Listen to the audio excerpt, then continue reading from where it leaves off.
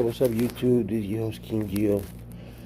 I want to apologize that I didn't do day 2 of the chemo, but day 2 went just as well as day 1. Today was day 3, and today, day 3, was a little bit rough.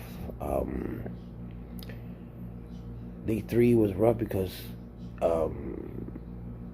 he woke up, my son woke up with some abdominal pains, and they give you medication for nausea, but the medication they gave us was supposed to be half an hour before he eats anything, but he woke up with the pain, so we were unable to give him the nausea medicine before he got that pain. So we went to the hospital today to do the 3rd chemo, and he was in a lot of pain, and they tested him.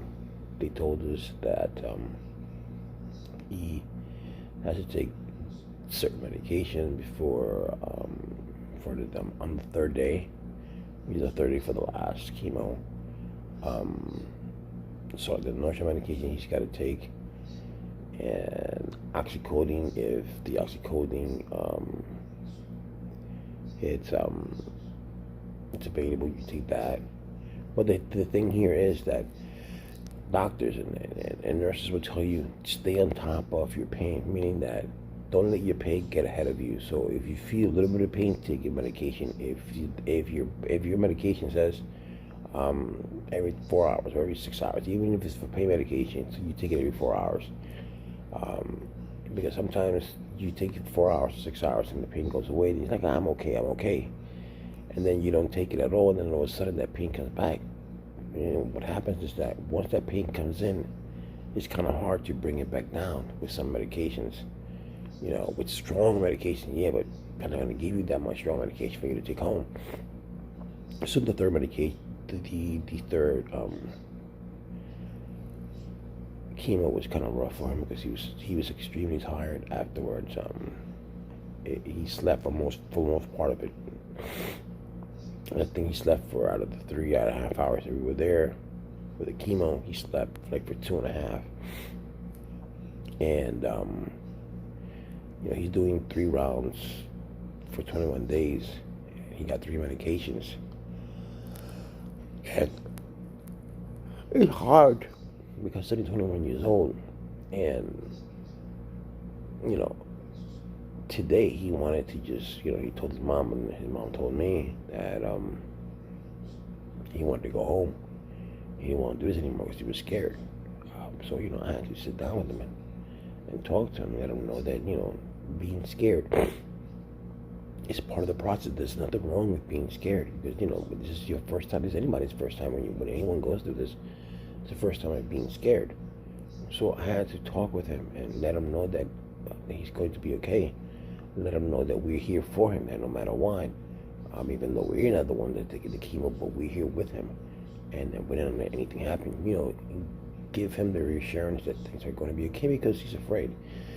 Anyone would be, especially a 21-year-old, 22-year-old that's going through this for the very first time, and it takes its toll. Because he told me this morning, Dad, he was crying a little bit. He said, I just feel a little bit tired. And I said, I explained to him what the chemo does. And then, he understood a little bit more, I had to explain to him about how my arthritis, because I have bad arthritis in my hands, I can't close them. So how I feel when I can't close my hands, I feel frustrated.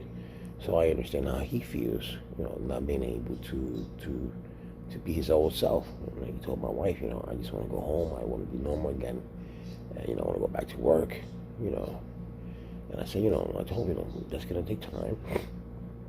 Sooner than you think. These are just little bumps in the road. We have 2 more tests to go. Saturday is the last chemo for the week. Then we come back Wednesday for 1. And then the next following Wednesday for just 1 chemo. And then the following Wednesday, which is September, we have to do another 5 days. And here again. So it's my first time doing chemo with anyone. I have family who has cancer, but the first time doing chemo with anyone, and the the level of afraidness, of being afraid is so intense. You know, I can see it in his eyes, and I understand him. And I wish I could switch shoes with him. And because my wife goes crazy too, so I have to take care of him. I take care of her mentally, and emotionally. That's what moms do. And so I've been taking it a little bit more because I'm more experienced in these health issues. I do have my sympathy goes to my heart. My heart goes out to my son and to all the patients who have this condition of any cancer. But the chemo, this one, at least this round, was very rough on him. We'll see tomorrow. It'll be less hours. We'll see what tomorrow brings, and then we'll see what Saturday brings, and then Saturday afternoon we go home. We're gonna have to come back to Wednesday, so we'll see how those 2 days without him being on the chemo does. But I just want to say, if this is your first time with chemo, you have the right to be afraid, but there's nothing to be afraid of. Don't listen to these horror stories. Everybody's chemo is different. Like I told you before,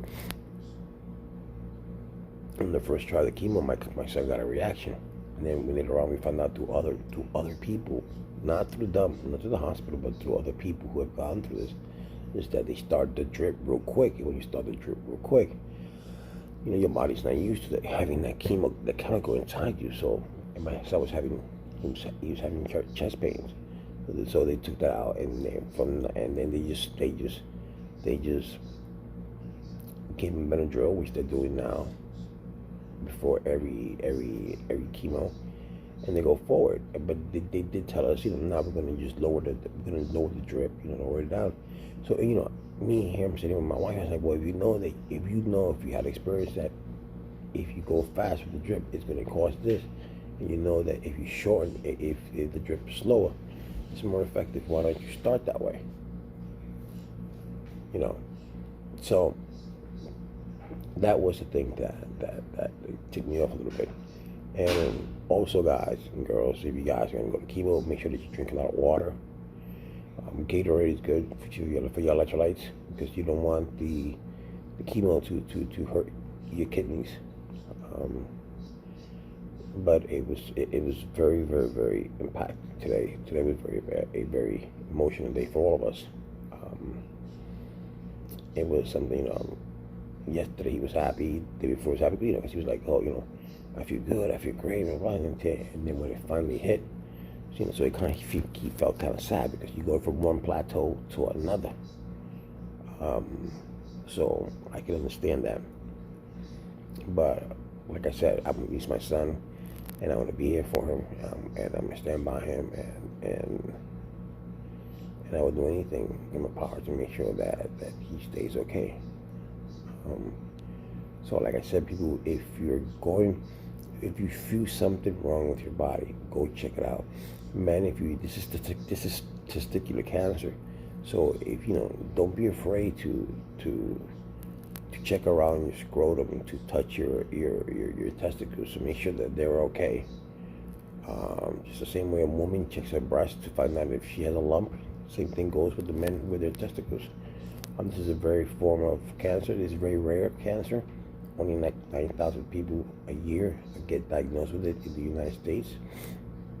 But it's still cancer, and you don't want to go through none of this. So always check yourself out. Make sure that you're massaging yourself well, that you can feel your nutsack, and you make sure that there's nothing rough on it, there's nothing hard on it, nothing like that. And if there is, make sure that your parents or you take yourself to a urologist and make sure that everything goes okay. I say kid because testicular cancer runs usually more on teenagers than it does on adults. But it's still out there, it still go out there. And like I said, just make sure that you check yourself and you do things, and things come out correct. All right? Appreciate it. Thank you.